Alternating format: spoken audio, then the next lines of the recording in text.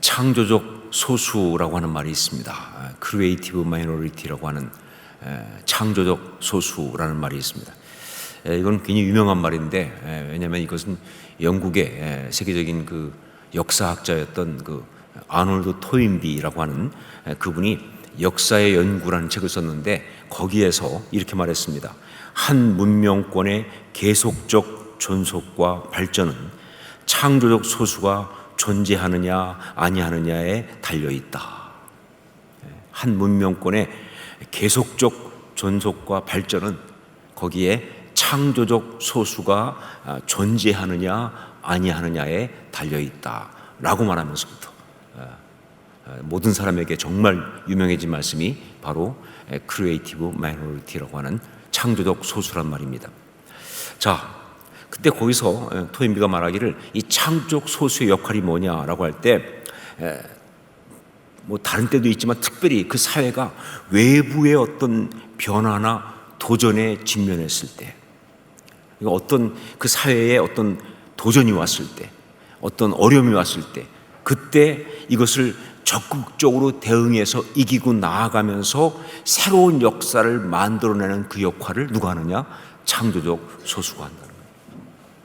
그냥 좋을 때 평범할 때가 아니라 어려움이 왔을 때, 위기가 왔을 때, 그때 도전이 왔을 때 그것을 적극적으로 대응하면서, 그러면서 그걸 통해서 오히려 뭐예요? 새로운 역사를 만들어내는 그 일을 바로 창조적 소수가 한다.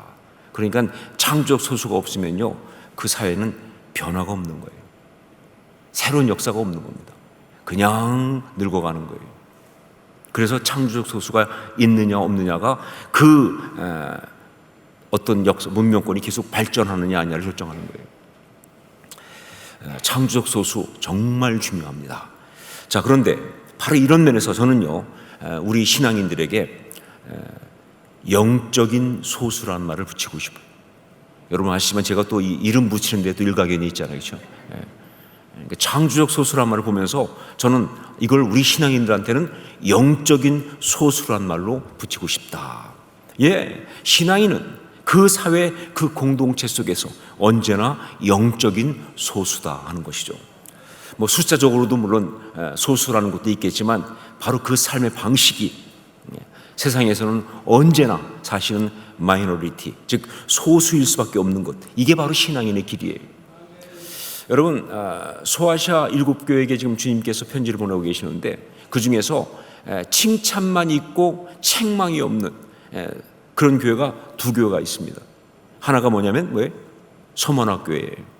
그리고 또 하나가 뭐예요?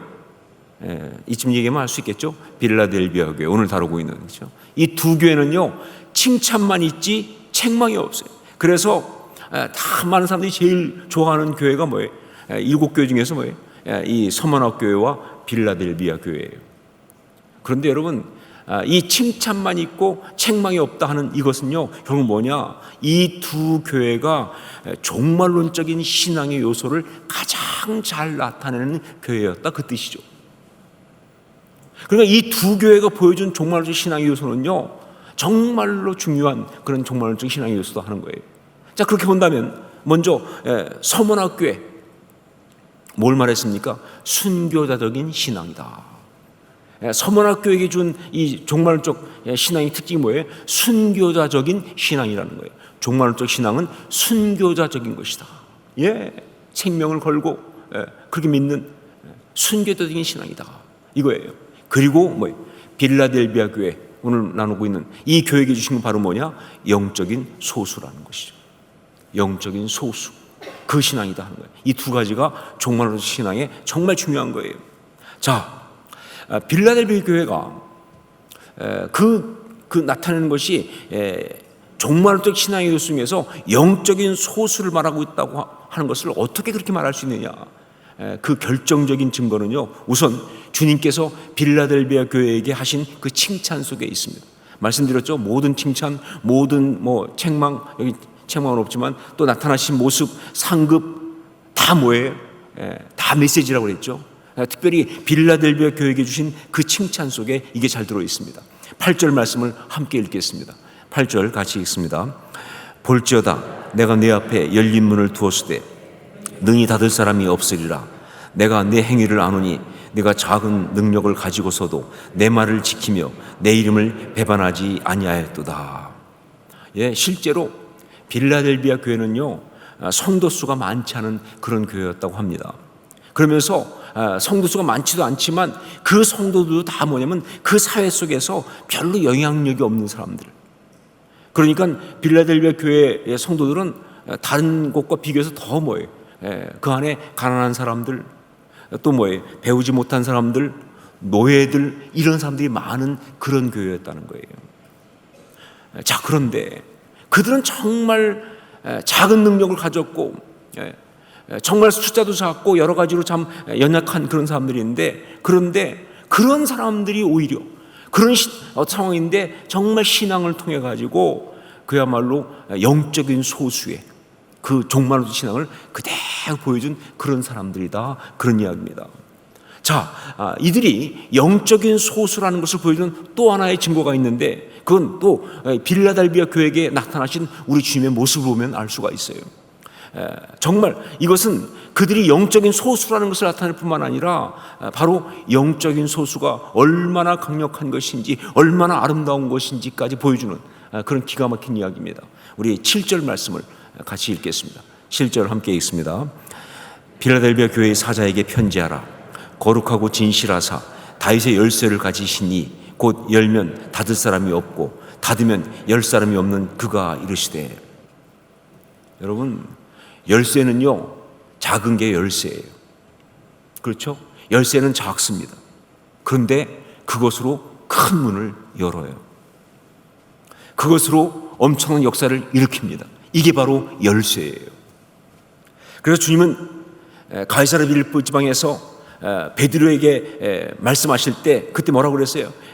너는 베드로라. 내가 이 반석 위에 내 교회를 세우리니 음부의 권세가 이기지 못하리라 라고 하면서 교회에 대해서 말씀하신 후에, 너는 베드로라.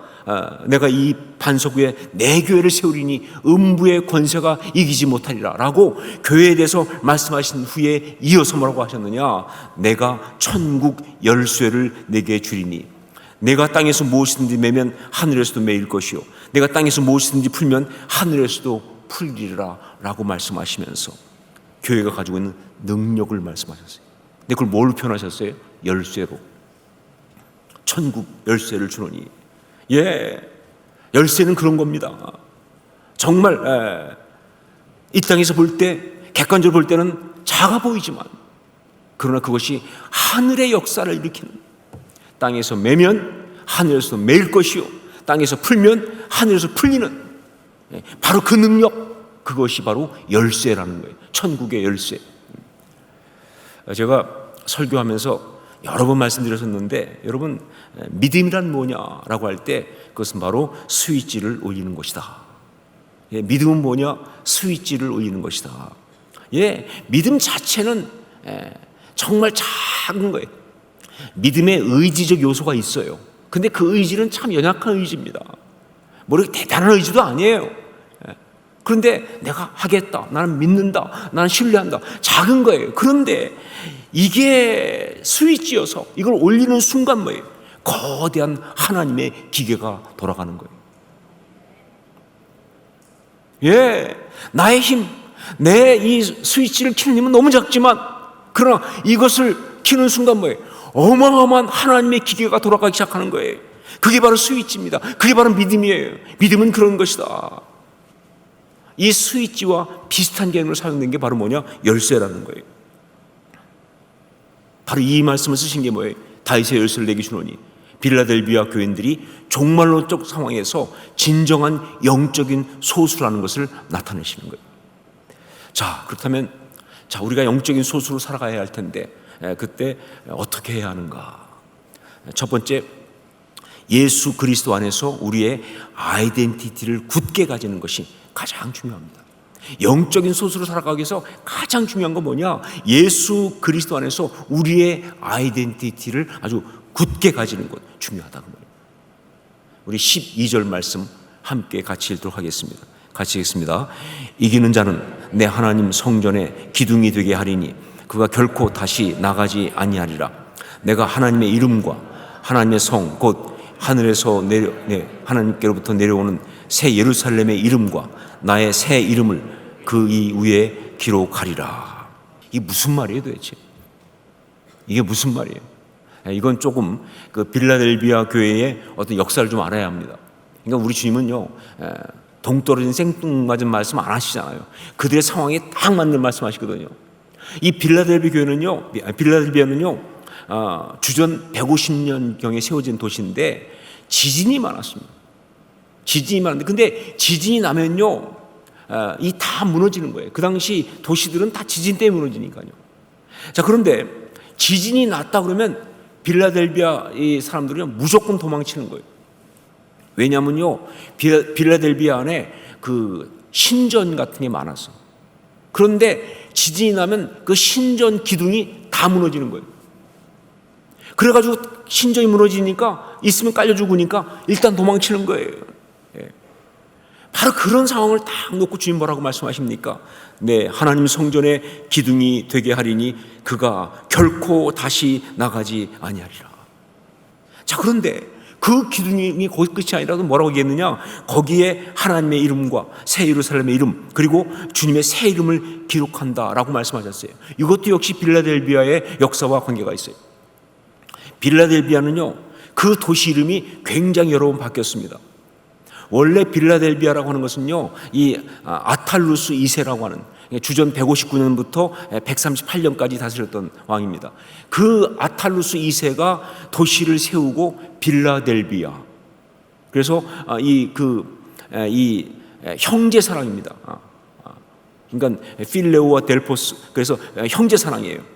그러니까 형제 사랑이라고 이름을 진 게 바로 빌라델비아예요. 자, 그런데 그 이름이 말이죠, 그 다음에 권력자들이 바뀔 때마다, 지배자가 바뀔 때마다 계속 바뀌었어요. 그래가지고 주 17년에는요 로마의 티베리우스 황제 때는요 도시 이름이 바뀌었습니다. 네오 카이사리아라고. 카이사랴 황제 아닙니까? 네오 새 황제, 네오 카이사리아라고 바뀌었어요. 그러다가 주 이 70년경에는요 베스파시아누스 황제 때는요, 베스파시아누스 황제가 자기 이름이 그 플라비아예요 원래. 그래가지고는 빌라델비아 플라비아라고 바꿨어요. 그러니까 뭐 그냥 황제만 새로 바뀌면, 지배자만 바뀌면 이름이 바뀌는 거예요. 여러분, 이름이 뭐예요? 이름이 아이덴티티 아닙니까? 그러니까 계속 이름이 바뀌는 거예요.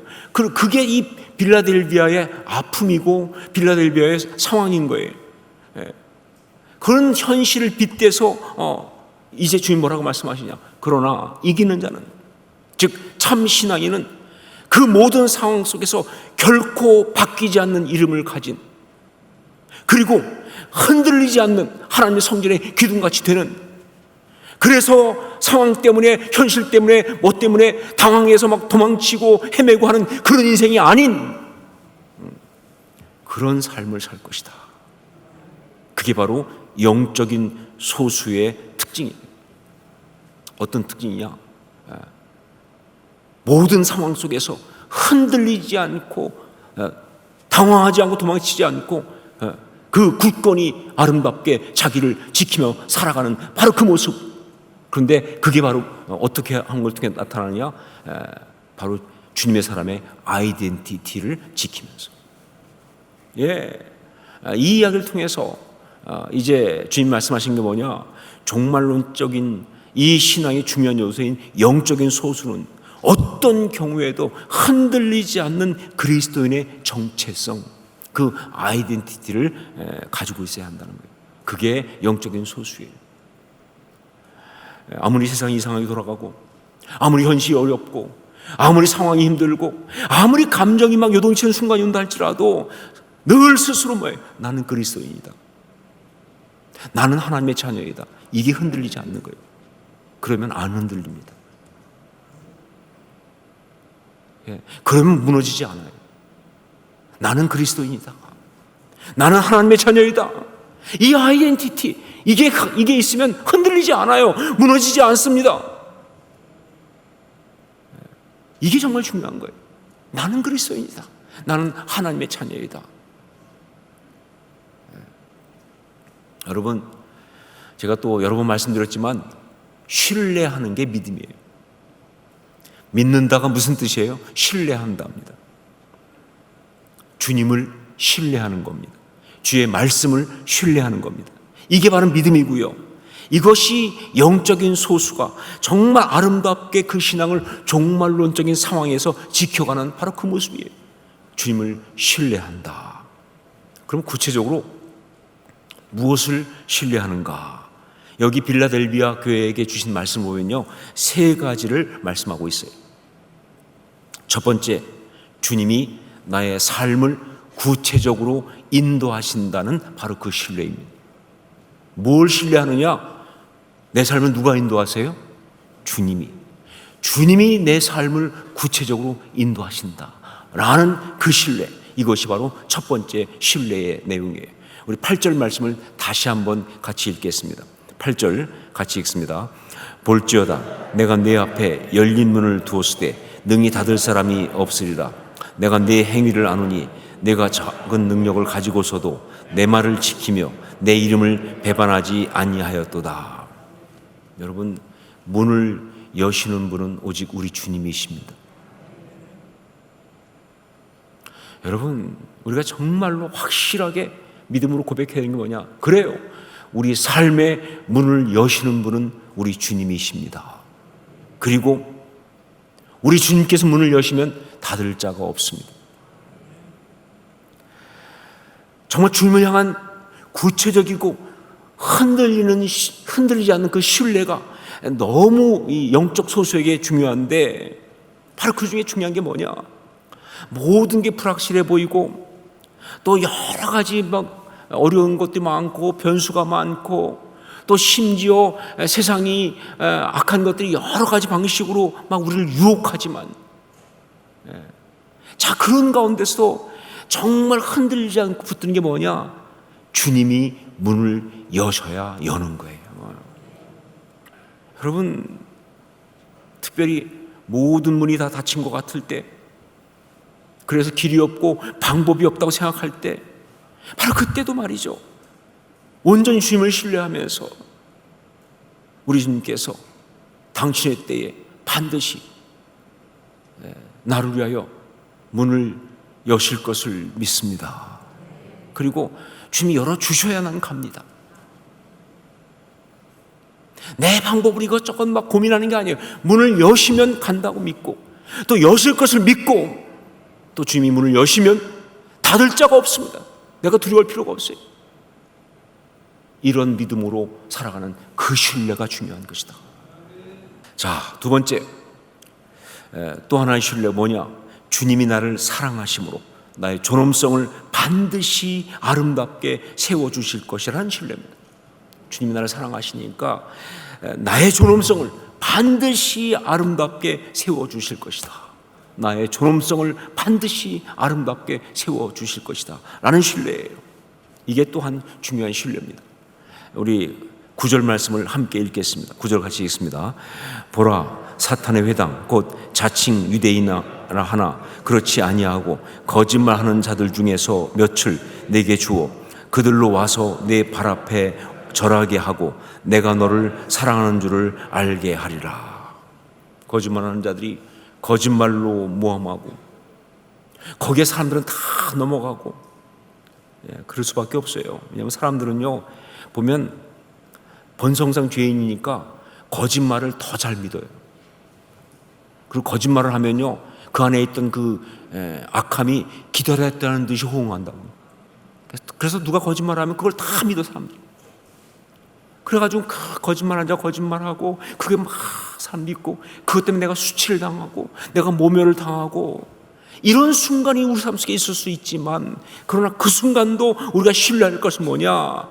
이 모든 것을 우리 주님이 다 보고 계시다. 세상은 다 그렇게 하는 것일지 모르지만, 아니, 이 모든 걸 우리 주님께서 알고 계시다, 보고 계시다. 그리고 반드시 우리 주님께서 주님의 때에 나의 이 모든 수치와 그리고 무너진 자존감을, 이 무너진 자존심을 다 세워주시고 나를 존귀하게 하실 줄로 믿습니다 라는 거예요. 세 번째, 또 하나의 이 신뢰 어떤 것이냐? 시험과 환난의 때에 주님이 나를 지켜주시고 보호해 주실 것이라는 그런 신뢰입니다. 시험과 환난의 때에 주님이 나를 지켜주시고 보호해 주실 것이라는 바로 그런 신뢰. 자, 우리 10절 말씀을 함께 읽겠습니다. 10절 같이 읽습니다.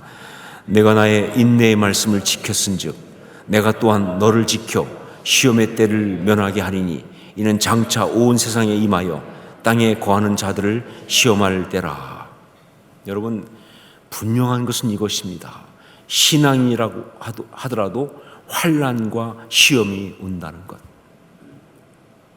예수 믿어도 신앙을 가지고 있어도 환난과 시험이 온다는 것, 이거 분명한 사실이에요. 아니, 어쩌면 더 많이 올 수도 있습니다. 물론 하나님께서 미리 막아주시죠. 그리고 참 많은 경우 그렇게 지키고 보호해 주신 거 맞습니다.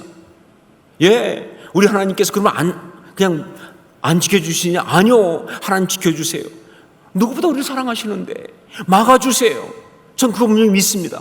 그러나 절대적으로 그런 게 하나도 오지 않도록 그건 아니에요. 우리가 이 땅을 살아가는 한 환난과 시험을 모두 다 막아주는 어떤 그런 식으로 하시지는 않으세요. 그건 하나님의 영적 원리가 아니에요. 그러니까 신앙인에도 환난과 시험은 온다는 거예요. 이거 분명한 사실이에요. 자, 그런데 그것보다 더 분명한 게 있습니다. 그게 뭐냐? 그렇게 환난과 시험이 왔을 때 우리 하나님께서는, 우리 주님께서는 당신의 사람들로 하여금 그 시험을, 그 환난을 이길 수 있는 힘을 주신다는 것, 이건 더 분명한 사실이에요. 예, 환난 올 수 있어요. 그런데 그 환난이 왔을 때 우리 주님은요, 당신의 사람들에게 그 시험을 이길 수 있는, 그 환난을 이길 수 있는 그런 힘과 능력을 주신다는 것, 감당하실 수 있는 능력을 주신다는 것, 그래서 이길 수 있게 하신다는 것, 이건 분명한 거예요. 이거 분명한 겁니다. 우리 주님은 그렇게 우리를 보호하십니다. 우리 주님은 그렇게 우리를 보호하시고, 우리 주님은 그렇게 우리를 지켜주시는 거예요. 이것을 신뢰하는 게 중요합니다. 여기에서 흔들리면 안 되는 거예요. 그런 게 영적인 소수, 이건 다른 말로 하면 십자가 신앙이라고 할 수가 있어요. 그리고 십자가 신앙을 가지고 가는 주님의 제자의 길이다라고 말할 수가 있는 거예요. 이게 바로 영적인 소수의 신앙이에요. 여러분, 영적인 소수, 이것은요 종말론적 신앙의 정말 중요한 또 하나의 요소입니다. 정말 이 시대는요 어떤 때보다도 영적인 소수가 정말 중요한 시대입니다. 특별히 한국 교회는요 교세가 커지고 믿는 사람이 많아지면서, 그러면서 정말 이 종말론적 신앙이 특히 필요한 시대가 되죠. 영적인 소수, 그게 바로 우리들의 모습이어야 합니다. 그게 바로 우리의 신앙이다 하는 거예요. 영적인 그런 소수로서 빌라델비아 교회 성도들처럼 그렇게 아름답게 신앙을 지키고 흔들리지 않고 주님 신뢰하면서, 그러면서 주의 은혜 가운데 주님만 바라보고 살아가는, 그렇게 승리하는 우리 모두가 될 수 있기를 주의 이름으로 축원합니다.